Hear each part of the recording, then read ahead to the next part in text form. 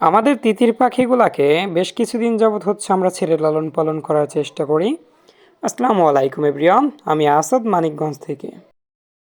আমাদের তিতির পাখিগুলাকে আমরা বেশ কিছুদিন যাবৎ উন্মুক্তভাবেই লালন পালন করার চেষ্টা করছি। যদিও বা কিছুদিন পর ওদেরকে আবারও আমাদের খাঁচায় আবদ্ধ করে রেখে দিতে হবে, কেননা কিছুদিন পর থেকে ওরা হচ্ছে ডিম দিতে শুরু করবে। আর এপাশে হচ্ছে আমাদের ইনকিউবেটর মেশিন। ইনকিউবেটর মেশিনটাতে হচ্ছে বেশ কিছু আমাদের চীনা হাঁসের ডিম বসানো আছে। এরপর হচ্ছে লেয়ার মুরগির ডিম বসানো আছে, যেটা হচ্ছে লাল লেয়ার বা ব্রাউন লেগন যেটা। এর পাশাপাশি কিছু দেশি মুরগির ডিম বসানো আছে, কিছু পুলিশ ক্যাপ মুরগির ডিম বসানো আছে, একটা হচ্ছে পরীক্ষামূলক রাজহাঁসের ডিম।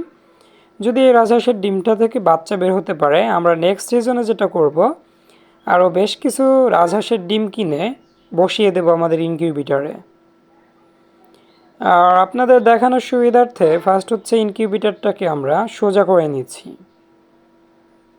আমাদের এই ইনকিউবেটরটাতে একসঙ্গে হচ্ছে হাঁস মুরগির ডিম ধারণ ক্ষমতা 400+, 408 থেকে 10টা মতো হয়তো বা 404টা হয়তো। কেননা আমাদের প্রত্যেকটা কেজে 101টা করে ডিম ধরে, আর টোটাল আমাদের হচ্ছে বড় কেজ 4টায় হচ্ছে 404টা ডিম ধরবে। এটা হচ্ছে আমাদের লাল লেয়ার মুরগির ডিম। মাশাল্লাহ, ডিমের সাইজ কিন্তু অনেকটাই বড়। এগুলো কিন্তু সবই বীজ ডিম, দোকানের কেনা ডিম কিন্তু না, এগুলো সরাসরি হচ্ছে আমরা খামার থেকে কালেক্ট করছি। সবগুলোই হচ্ছে লেয়ার মুরগির বীজ ডিম। লেয়ার মুরগির বীজ ডিম কিন্তু অ্যাভেলেবল পাওয়া যায় না, শুধু হচ্ছে মানুষ খাবার ডিম হিসেবেই ডিম উৎপাদন করে।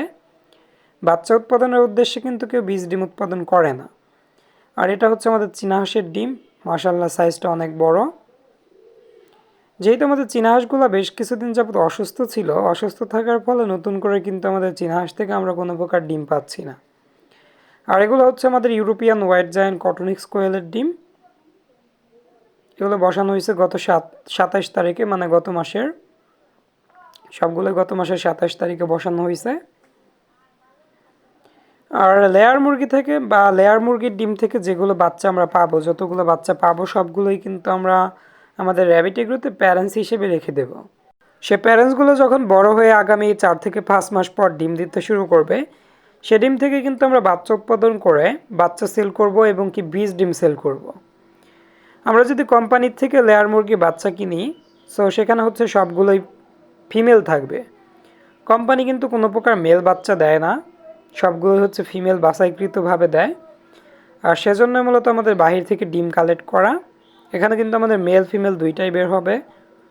হয়তো 50% আমাদের মেল, 50% ফিমেল, কিংবা 60% ফিমেল, কিংবা 70% ফিমেল, এরকমই হবে। মানে 40% আমাদের হচ্ছে মেল থাকার সম্ভাবনা সবসময়ই থাকবে। এজন্য মূলত আমরা হচ্ছে বীজ ডিমটাকে কালেক্ট করছি, মানে আমাদের যেহেতু মেল প্রয়োজন। আর এপাশে হচ্ছে আমাদের পুলিশ ক্যাপ মুরগির বাচ্চাগুলো বোর্ডিং চলমান।